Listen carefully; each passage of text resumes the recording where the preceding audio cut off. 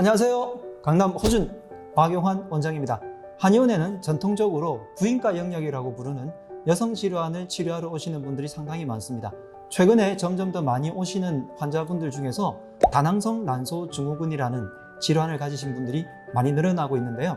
이 질환은 난소가 한 달에 한 번씩 배란이 돼야 되는데 어떤 이유로 인해서 난자 배란이 되지 않고 난보가 쌓여가지고 초음파 같은 것으로 검사를 해봤을 때 마치 여러 가지 난이 모여 있는, 그래서 다낭성 난소 증후군이라고 이름 붙게 되었습니다. 아직까지 명확한 원인은 밝혀져 있지 않지만 어떤 이유로 인해서 호르몬의 교란이 일어나서 시상하부 뇌하수체 난소축이라고 부르는 HPO축이 무너진 원인으로 인해서 남성 호르몬이 조금 더 증가하는 경향이 있고요. 이 질환이 심해지게 되면 피부가 거칠어진다든지 목소리가 남성화로 바뀐다든지 채모가 굵어지거나 하는 등의 변화가 일어나고 임신이 잘 되지 않아서 특히 난임 부부들이 문제가 있어서 검사를 받았을 때 다낭성 난소 증후군이라는 진단을 받고 오시는 경우가 있습니다. 임신 전에는 생리를 매달 안 하게 되니까 오히려 편했어요 라고 하다가 난임 진단을 받고 나니까 배란이 안 돼서 문제가 되는 그런 사태가 벌어지기도 합니다. 제가 치료를 해본 결과 젊으면 젊을수록 치료가 훨씬 더 잘 되고 매달 생리를 하는 완치되는 케이스들도 굉장히 많은데요. 조금 더 나중에 급하게 치료받으려고 하지 마시고 조금이라도 더 젊었을 때 생리를 주기적으로 하지 않는다면 검사와 치료를 서둘러 보시는 것을 권해드리고 싶습니다. 다낭성 난소 증후군일 때 한약으로 치료를 하면서 여러 가지 생활 습관에 대해서 설명을 드리는데요. 그 중에서 하지 말아야 될 것과 하셨으면 좋을 것에 대해서 정리해서 말씀드리도록 하겠습니다. 첫 번째 하지 말아야 될 것 중에서 가장 중요한 것은 식단에 관한 건데요. 왜 이렇게 호르몬 교란이 되는 질환들이 많아졌을까라고 생각해 봤을 때 많은 분석 자료에 의하면 우리가 먹는 음식이 호르몬 이상을 유발할 수 있는 환경이 많아졌다는 거죠. 우리를 둘러싼 유해 환경뿐만이 아니라 플라스틱에 쌓여있는 음식이라든지 음식을 만들 때 그 속에 어떤 호르몬이 추가가 된다든지 하는 것들인데 우리가 모든 음식들에 대해서 추적을 할 수는 없지만 적어도 식품 첨가물들이 많은 음식은 쉽게 피할 수 있습니다. 그러니까 식품 첨가물들이 많은 가공식품은 가급적 멀리 하시고요. 유제품을 먹었을 때 확률이 높아진다는 보고들도 굉장히 많고 또 좀 이따가 해야 될 것에 대해서 말씀드리겠지만 다이어트가 굉장히 중요하거든요. 그래서 다이어트가 필요하신 분들은 꼭 살을 빼야 되는데 그렇기 때문에 고탄수화물 식사를 줄여주시기 바랍니다. 결국 호르몬의 문제는 인슐린 저항성 문제랑 연결되는 문제이기 때문에 당분을 많이 줄여주시는 것이 도움이 되겠습니다. 두 번째는 수면인데요.